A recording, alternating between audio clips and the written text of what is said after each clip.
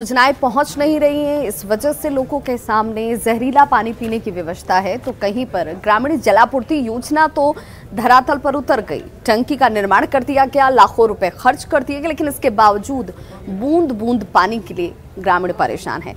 पाकुड़ के महेश खूट पंचायत की तस्वीर इस वक्त आपके सामने है, जहां पर लाखों रुपए खर्च करके ये टंकी का निर्माण किया गया है। लोगों को आस थी कि इस टंकी के निर्माण के साथ ही लोगों को पेयजल की समस्या से निजात मिल जाएगी, लेकिन हालात में जरा भी तब्दीली नहीं हुई। महेशपुर जलापूर्ति योजना 2016 में ही चालू की गई।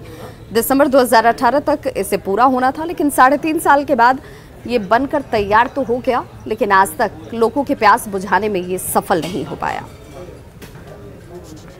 में पानी का बहुत तकलीफ है। कई साल से, खास करके इस साल तो इतनी तकलीफ है कि हाथ धोने तक पानी तक नहीं आ रहा है। यहाँ तक कि हमसे अच्छी तरह से रसीद लिया गया, काटा गया, इसके बावजूद हमें अभी तक एक बूंद भी पानी नहीं मिल रहा है। पता नहीं क्या है, प्रशासन इसे देख भी नहीं रहा। जितने भी चापाकल है सभी उसको भी ठीक नहीं कराया जाए। इतनी पानी की किल्लत है कि आपको हम क्या बताएं। पानी का इतना किल्लत है, पानी का कोई प्रशासन इसमें कोई शोध नहीं ले रही है। हाँ, विषय ये जो योजना है ये सिर्फ कागज कलम पर ही बनी है और कागज कलम पर ही चल रही है, धरातल में ये शून्य है। यहाँ पर पानी सप्लाई बहुत दिक्कत हो गया है। बात है कि यहाँ पर बिजली का वोल्टेज बहुत कम रहता है। यहाँ पर 10 इंच का मोटर है, उसमें चलाने के लिए 300 से एबव का वोल्टेज दरकार है और बहुत कम वोल्टेज आ रहा है। और देखिए, लोगों की परेशानी सिर्फ पेयजल तक ही नहीं है। अगर शहरी इलाकों में आप आएंगे तो दूसरी कई तरह की परेशानियां लोगों के सामने हैं, और वो भी तब जब योजनाएं धरातल पर हैं। योजनाओं को चालू किया गया है इसी मंशा के साथ कि लोगों को इससे राहत और सहूलियत मिल सके। अब आपको एक ऐसी रिपोर्ट दिखाने जा रहे हैं जिसमें झारखंड में ग्रीन राशन कार्ड धारियों को राशन और किरासन देने के लिए योजना की शुरुआत की गई। कार्ड भी थमा दिया गया, लेकिन इसके बावजूद उन्हें राशन और किरासन नहीं मिल रहा है। ग्रामीण परेशान हैं। देखिए हमारी ये खास रिपोर्ट।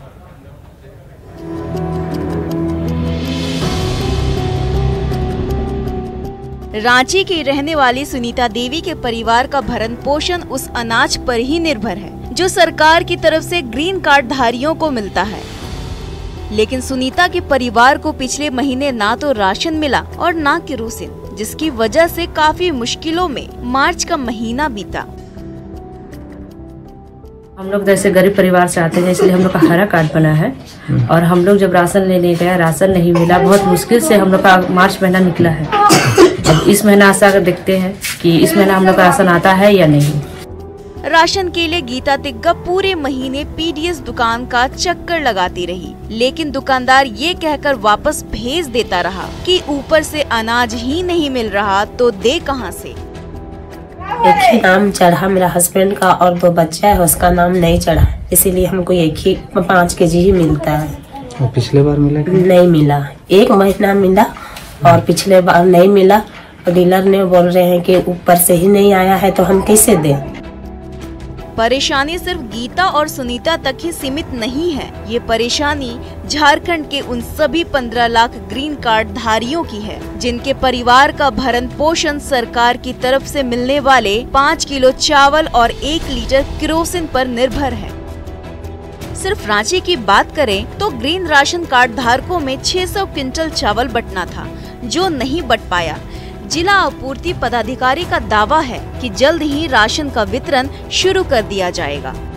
ये राशन अगले 1 सप्ताह 1-1.5 सप्ताह के अंदर प्राप्त हो जाएगा।